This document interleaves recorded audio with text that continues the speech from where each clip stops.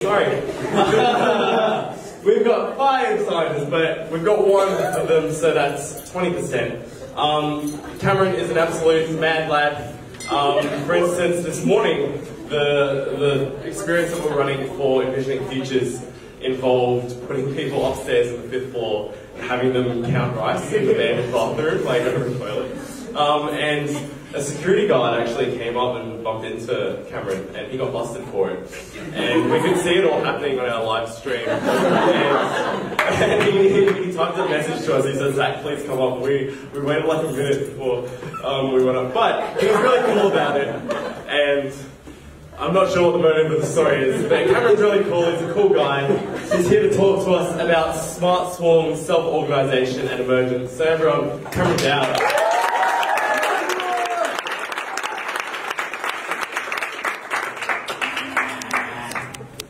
Alright, good day everyone. I'm Cameron, for those of you who don't know me. So apologies if I look a little bit on edge. Like Zach said, I almost got arrested earlier. Still recovering. I'm also getting a little bit self-conscious after Jess's amazing So I hope this goes okay today. So I'm going to be talking about smart swarms, bees, honeybees, dancing, the wisdom of crowds, the company Best Buy, millionaire hot seat, mathematics, statistics, brain neurons, and even CIA-funded experiments. So it is a crazy talk, so I really encourage you guys to pay close attention.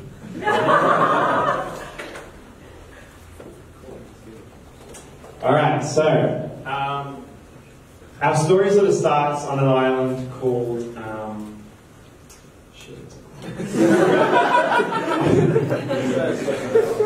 there is an island out there in the Atlantic Ocean off the coast of something, right? And it's home to tens of thousands of honeybees.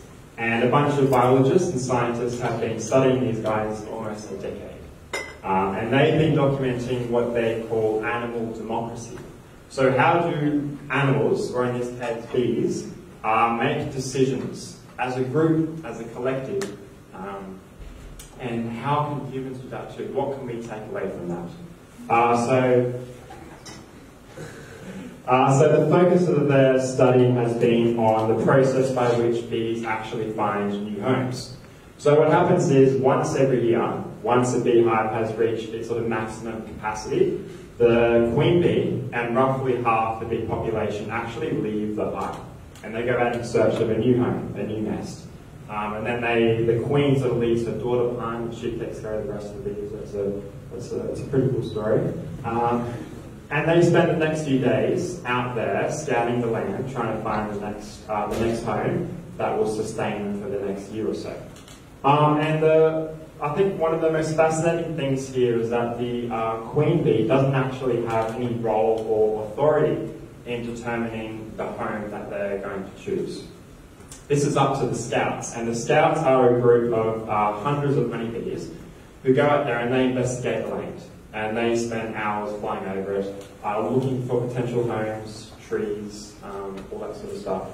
And they come back and they report their findings. And they have an incredibly important task, because they have to find a home that is quite high off the ground, that faces south for some reason, I don't know why, and one that's big enough to actually contain the bee population for the next year, because you don't want it to be overcrowded. So they have a huge responsibility, and if they stuff up, if they don't find a home that can't sustain it for the next year, the entire swarm will perish. Yeah, so when they come back to the colony, or the swarm, as is depicted here, you end up with hundreds of scouts delivering hundreds of pieces of information. And what actually happens here is the swarm, as a collective, decides on the best home possible. And then once they do that, they pick up, leave, and they plant themselves in this new home. So it's a quite astonishing feat, and looks like utter chaos when you look at it. And I guess if you put humans in that situation, it would just be a complete fucking disaster, right? With no leadership, complete decentralization, it is utter chaos. So I guess the question today is, what can we learn from bees and other types of smart swarms? So what actually happens is, once a bee finds a potential home, they return to the swarm and they do a little dance, believe it or not. And what happens is, so this distance here, the distance they move forward, actually corresponds to how far away the site that they found is from the hive. And also the direction of this dance corresponds to the sort of direction the site is from the nest. So this dance is not only to sort of tell the other remaining bees that they found a potential home, but also where exactly it's located. And at the start of this process, every bee is doing a completely different dance, but by the end of it, most of the swarm is dancing in the same fashion, you know, almost asynchronous. And the process by which they get to that point is really quite astonishing. And there's two things I want to bring up. So the bees who go out there, the scouts, actually don't visit multiple sites. They visit one, they stay there for a few hours, and then they return back to the swarm. So they don't go out there, you know, they investigate 5 potential places and make a decision, and then report it back to the executive committee, you know, a bunch of bees and clipboards and stuff. That doesn't happen. And also the second part is that if the bee sees another dancing bee and they're really impressed by them, they're not just going to blindly copy them, because that would lead to disinformation and rumours. They don't know that, obviously, but they will only dance for a site that they've seen, that they've been to, and that they've investigated. And so the question still remains, well, how do they all end up in sync? And the key sort of lies in the strength of this dance. So if a bee goes to a site and they are really impressed by it, they'll come back and they'll dance for 5 minutes. They'll do this loop, this figure 8 loop over and over again. If a bee goes to a site and they're not very impressed, they don't think it's a good option, they'll come back and they'll dance for 30 seconds or so. And just logically speaking, these guys here will notice the bee dancing for 5 minutes much more than the bee dancing for 30. And then they'll go out and investigate that site, and before you know it, you're actually building up support, and you get this positive feedback loop. And then you get this sort of exponential thing happening, and before you know it, the entire swarm is dancing in exactly the same way. And this whole concept is called diversity of knowledge. And in the context of bees, this is all about the range of options that the swarm has. And you know, in its most general sort of sense, the more options you have, the more choices you have, the better. Yeah, that's fine. Wisdom of crowds. It's a cool little term, and you all have it. So what actually happened in 2005, one of the vice presidents of Best Buy in America went to a talk on someone who delivered a speech about wisdom of crowds, and he was so impressed that he wanted to inject some of that thinking into his own organization, into Best Buy. So he performs a little experiment, and he sent out emails to most of the employee base, and he asked them a very simple question. He asked them, can you predict for me the total sales of gift cards in the month of February? And he got a few hundred responses back. And then at the end of the month, he averaged all those responses and compared it to the actual sales value. And believe it or not, the people's response was accurate to 99.5%. And that was like 10% better than the team, the forecast team, who were responsible for coming out that number. So it's really just extraordinary. And he was so impressed by this that he set up a small little system in the company called prediction markets. So he would get people, employees, to actually bet on and bid on the outcome of company decisions. So as one example, Best Buy was launching a new store in China for the first time. And they asked these guys, do you think we're going to open on time? And you know, the market sort of went up and down a little bit, and a few weeks before it was due to open, the market plummeted dramatically. And believe it or not, the store in China opened a month late. So again, it's just this collective intelligence of the crowd, which can sometimes trump, any knowledge that one person might have.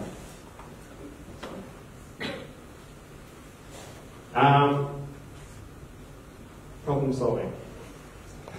We've been doing this for many years in BCIA, and there's a lot of sort of aspects we can incorporate into this after looking at big swarms.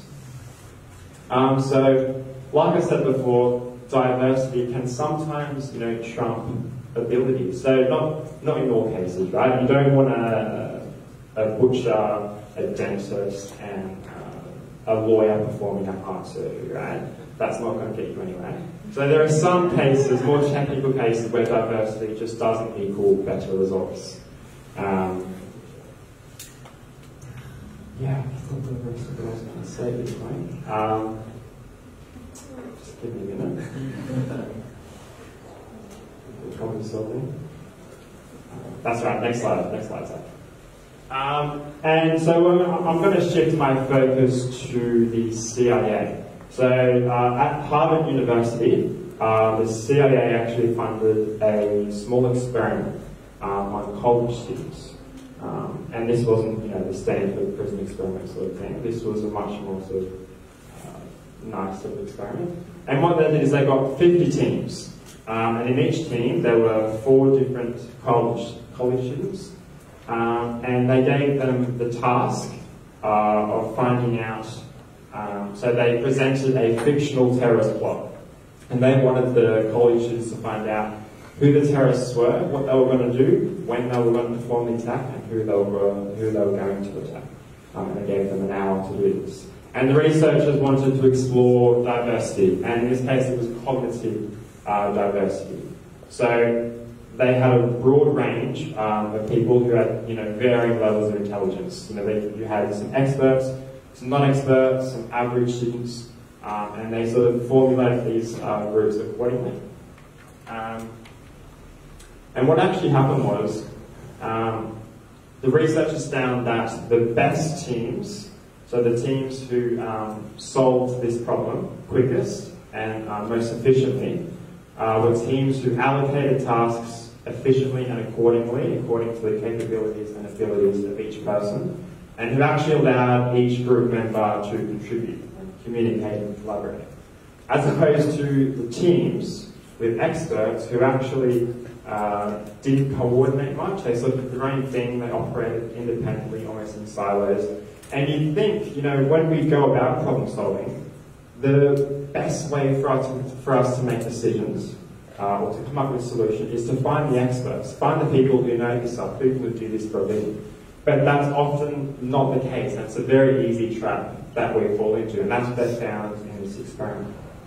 So the groups with experts didn't necessarily perform the best. In fact, some of those groups performed worse than the teams who had no experts at all. So again, quite extraordinary. And again, that sort of leads back to the concept of immersion. So taking this back to bee swarms, each bee doesn't know what each other bee is doing at the time. They're completely clueless. And no one single bee makes a decision for the entire swarm. But quite surprisingly, these swarms end up finding the best home for them 99% of the time. And that is a sort of product of emergence. So that's an emergent behaviour. So it's where the swarm is performing tasks that no one single bee could perform on their own.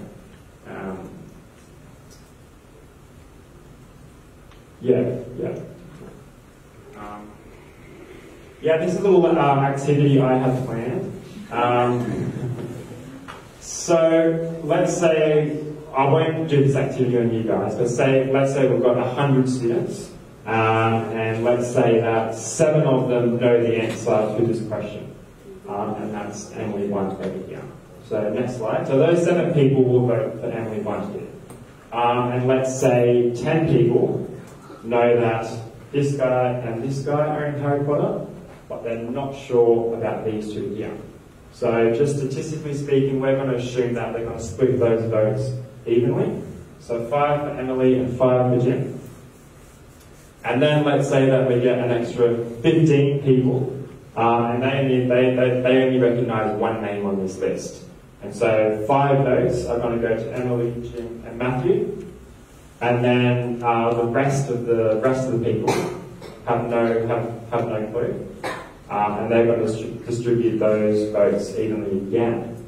And you end up with this situation here. So Emily Blunt, which is the correct answer, got 34 votes, even though 93% of the people who voted were basically guessing. So again, it comes back to, you know, the wisdom of crowds and the power of collective intelligence. Yeah, so if you want to read more, if you want to learn more about this sort of stuff, I'd encourage you to pick up this book. This is what the talk was sort of based on. And, you know, bees aren't just the only examples of swarms out there. You've got termites and flocks of birds, schools of fish, some really, really crazy aspects of swarm behaviour and swarm intelligence out there. Yeah, and I guess you're all kind of sick of hearing about bees by this point, so I'll end it. Thank you.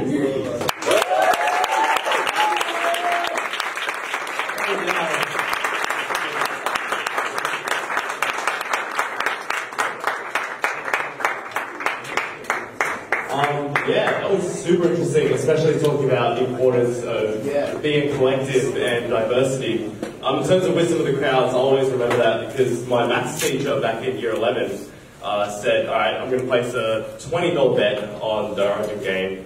Everyone in my class is going to say, who's going to win by what margin? And he averaged it out. And it was like Queensland by 4 or something. He put 20 bucks on it. He's like, if I'm right, you're all going to get something for everyone. And like half the people had no idea about lead. And yet it was right. And so I'll never forget that. So when you brought up the Best Buy thing, it was incredible. We never did see any of the money. So I'm not sure what that